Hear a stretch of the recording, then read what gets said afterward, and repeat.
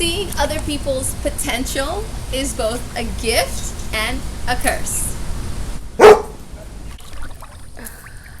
So why is it that we fall for the damsel in distress?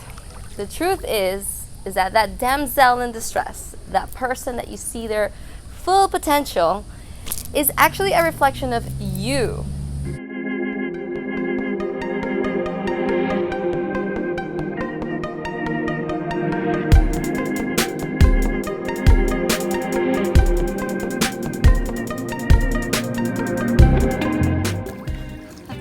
Hey guys, welcome back to another video. Today I decided to do filming in the pool. It just feels like a lot more comfortable and natural, and yeah. Okay, let's get started. So are you one of those people that you really get attracted to people's potential? Like you see their greatness, you see their fabulousness, their talent, their genuinity, but yet you feel like, oh, if they could only, try a little bit harder, if they could only fix themselves in a certain way. This not only happens like to, romantic relationships, even though this happens to a lot of women in romantic relationships, that they want to go and change a man, or they want to go and help the person. Because this is the problem about this is the downside about seeing somebody's potential, is that you want to actually help the person. Like, this is how your logic is actually letting you perceive the situation. But the reality is not that. The reality is that you're not really helping the person. You are giving, and you're not seeing your own potential. Okay, so this is how this works. Everything in this universe is a mirror. Everything is a self-reflecting mirror. All right, give me 1 second. Let me get my...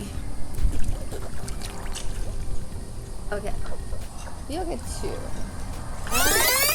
Here we go. Alright, let's see. So everything in this universe is a mirror. So every person is a mirror to you. People mirror positive things about you, or people mirror negative things about you. So when you are attracted to people's potential, you're merely attracted to your own potential. And many times, we haven't even developed that potential. And this is why this person kind of comes into your space to reflect that at you. The problem is that we don't really know that this person is a mirror to us. And what we do with the best intentions in the world, what we end up doing is that we end up self-sacrificing ourselves, and we end up helping the person so they can be the best selves. What happens with this is that you end up giving, and not receiving. ¿Usted puede trabajar con yo aquí adentro? Sí. Ah, okay. And then we become resentful, we become avoidant, we get angry, we end up hating the other person. Sometimes the person actually ends up developing. This happens a lot. Ay, espérese, señor, ¿usted cree que no la puede prender? Okay, I had to get out of the pool because the pool guy came in, but that's okay. Okay, so the whole deal with seeing other people's potential is that you're rescuing them, and you have to stop doing that. Because the truth is that you are just reflecting back what you want for yourself. When we rescue other people and it becomes a pattern, that means that you want to be rescued on a deeper level. There's a part of you, a subconscious level, so that it's not something that you're completely aware of. And this is why I make these videos, so you can find some self-awareness. And if you're open enough, you will be able to digest this and understand. Because many people live in denial these days. Actually, most people live in denial. It's called asleep.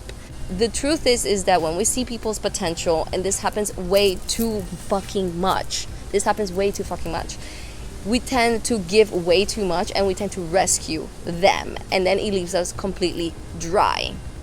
And then you say, well, if everything is a mirror, if everything is perfectly aligned, if things are already perfect the way they are, if God loves me, then why do I keep making the same mistakes?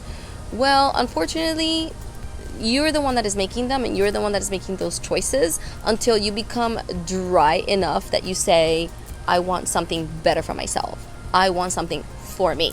As I was talking about the downside of rescuing somebody and seeing people's potential, now I'm going to talk about the upside of rescuing somebody and seeing people's potential. The upside, I don't know if there's much of an upside except the fact that they take so much, and sometimes it takes us a lifetime to see that. Sometimes people don't even wake up to that. But if you do happen to be one of those people that wakes up, it will wake you up to your own self-love, because it will help you see that you have to come first. You cannot just be giving, and then also expecting something in return, which will not happen. When we give to people, especially people that are in distress, especially people that we want to rescue, we see their potential, is because they are takers, because they are in need. Let that sink in for a little bit. Like, they are in need. So because they are in need, they are going to take whatever you give. So don't expect for them to give back, because they cannot give. They're empty. And so when you let somebody take from you more and more and more, who's going to be empty? You.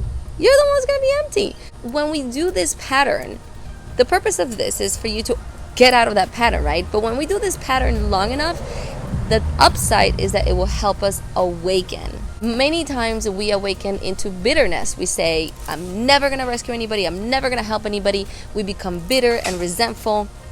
And that is the wrong way of awakening, actually.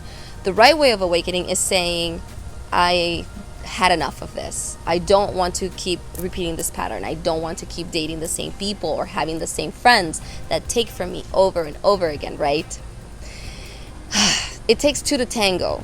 So for people to take from you, you have to be giving, right? And you also have to be expecting something in return. So you have to be humble enough to understand that.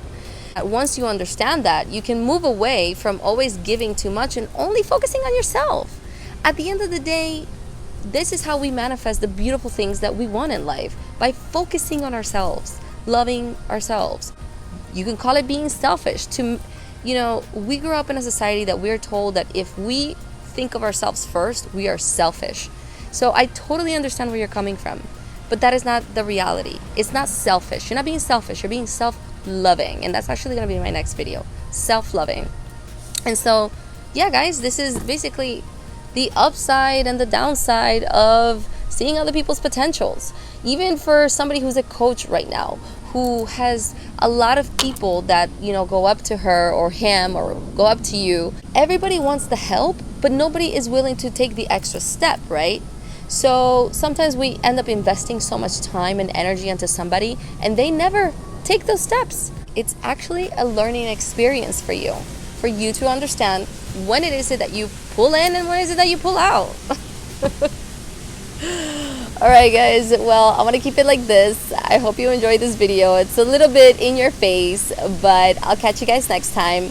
Remember to like and share. You know where to find me in my favorite socials, and I love you all. Mwah. Bye.